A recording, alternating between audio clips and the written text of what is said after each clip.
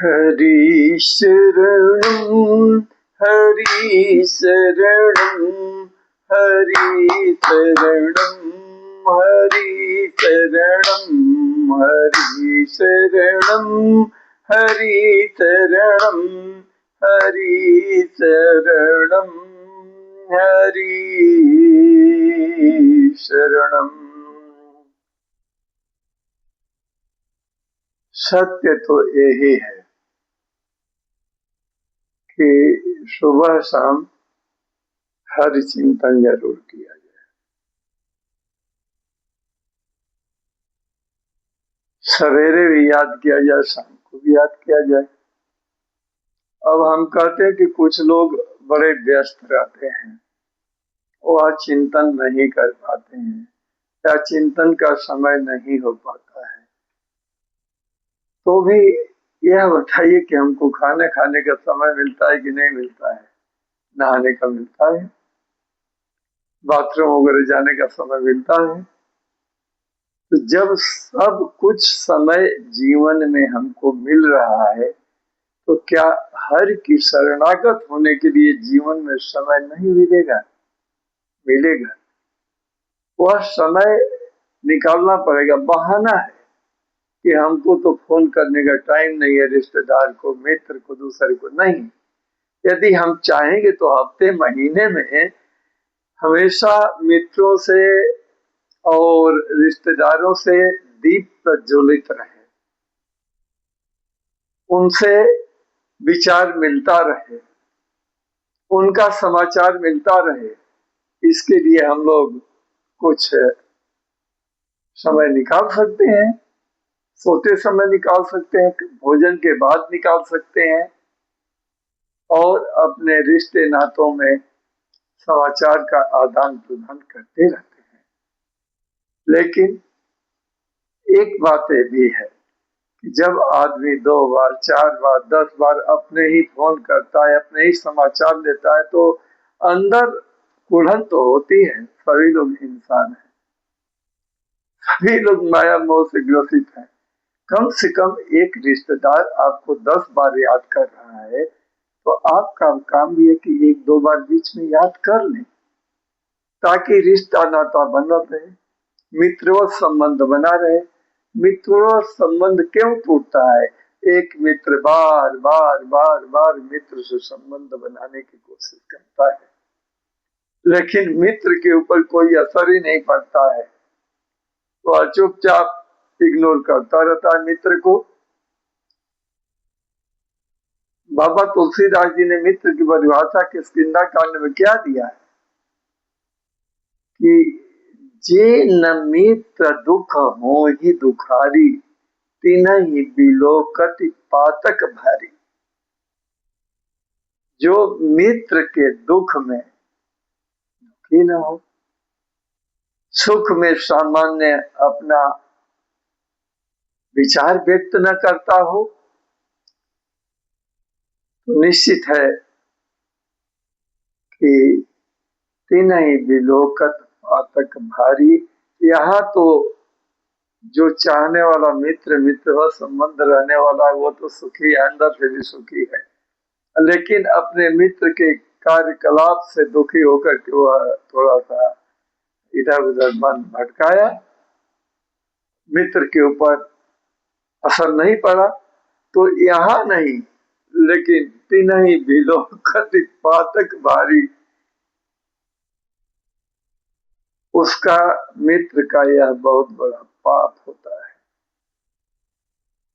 जो कि मित्र के संबंध की पुनरावृत्ति नहीं करता है, रिश्तेदार की संबंध की पुनरावृत्ति नहीं करता है। मान लीजिए कि हमारे और रिश्ते नाते में कोई द्वेष आ गया जीवन में, तो द्वेष तो मिटाने का रास्ता यही है ना कि हम प्रेम भाव से बात करें, उससे संबंध बनाने की कोशिश करें।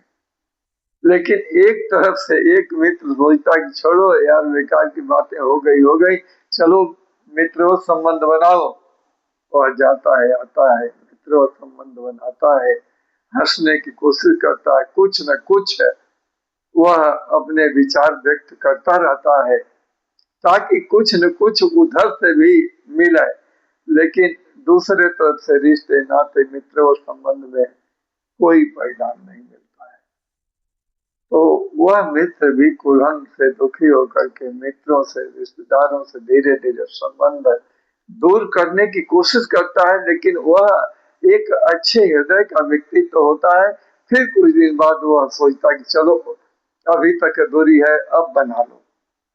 लेकिन दूसरी तरफ से परिणाम जब कुछ भी नहीं मिलता है तो संबंधों में दूरी धीरे धीरे बनती जाती है। मान लीजिए पति पत्नी का संबंध है, कुछ बिगाड़ हो गया तो चाहे पति की तरफ से चाहे पत्नी की तरफ से धीरे धीरे हंसना, बोलना, बातचीत करना शुरू कर दे तो कुछ दिनों के बाद संबंध ठीक हो जाता है। ऐसे ही भाई भाई के साथ है।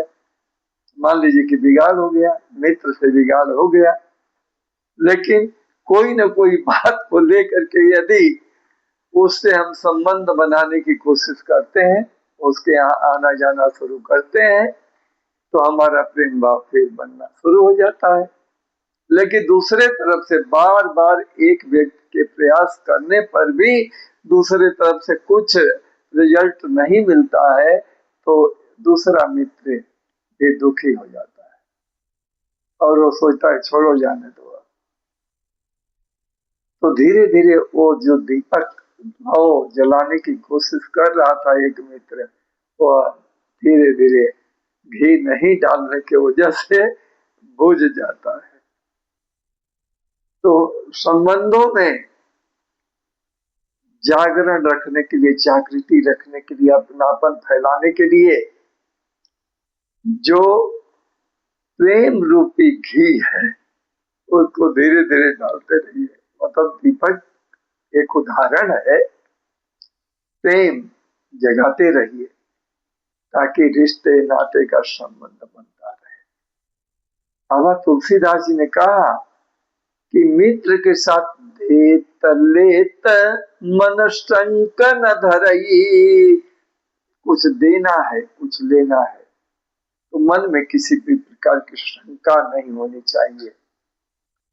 लेकिन देना भी कितना है, फल अनुमान सदा हित करई।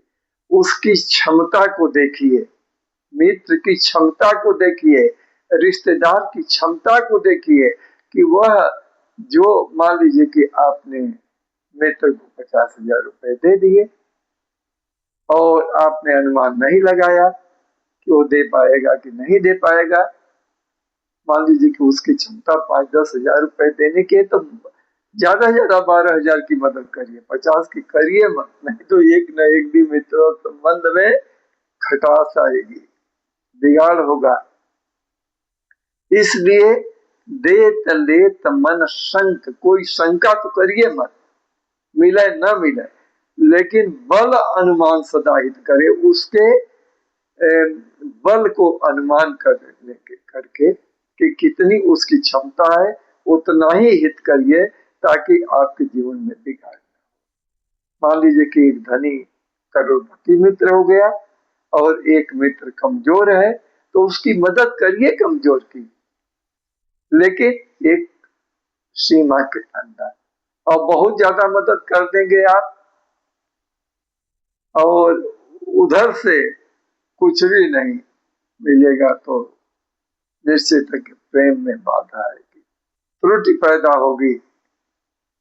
इसलिए मदद भी मित्र की उतना ही करनी है जितना की जरूरत है और हमारा संबंध बना रहे।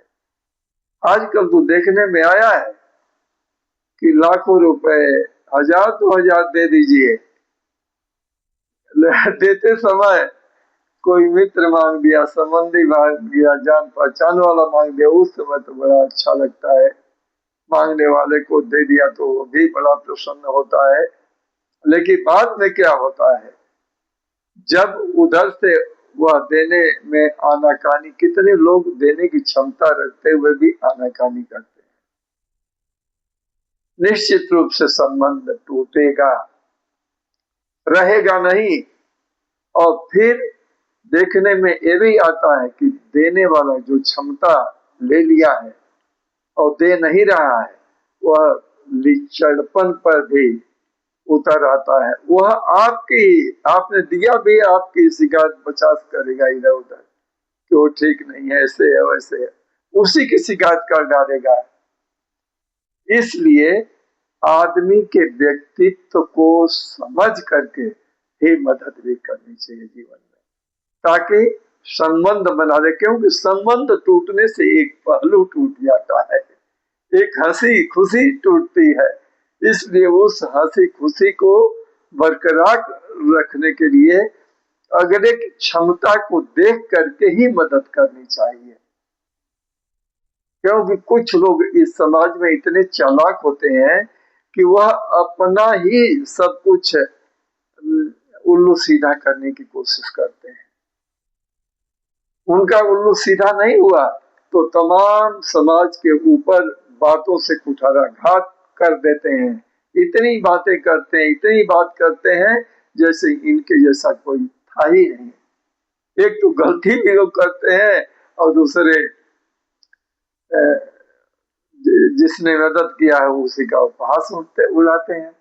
तो यह दोनों तो बात नहीं चलेगी, संबंध बिगड़ेगा ना। तो संबंधों को बनाने के लिए हमेशा हरि की चिंता करिए, हरि शरणम हो जाइए, संबंध बिगड़ेगा नहीं। और हरि शरणम जो होकर के कार्य करता है वो किसी का नुकसान नहीं करता है, कभी नुकसान नहीं करेगा। यदि उसको फायदा नहीं पहुंचाएगा तो नुकसान तो बिल्कुल नहीं करेगा। इसलिए हरि शरणम होकर के ही कार्य करिए, मदद करिए। निश्चित रूप से समाज में एक व्यवस्था बनी रहेगी। और जहां तक हो सके मित्रों से, रिश्तेदारों से संबंध बनाने की कोशिश करिए और टूटे ना संबंध, इसका हमेशा कोशिश करिए। जब एकदम से अगला दुर्व्यवहार में आ जाता है, वह कुछ भी प्रतिक्रिया नहीं देता है, तो अपना चुपचाप पड़े रहिए, हरि चिंतन करिए, कल्याण होगा। किसी शिकायत से और किसी का अपकार करने से, किसी का नुकसान करने से कुछ नहीं मिलेगा। अगली गति वे भगवान के यहाँ खराब होती है। इसलिए उनकी शरण होकर के हमेशा अच्छे कार्य करिए, निश्चित रूप से कल्याण होगा। अगले की तरफ से भी कुछ न कुछ दिनों के बाद प्रतिक्रिया मिलेगी। हरि शरणम, हरि शरणम, हरि शरणम, हरि शरणम।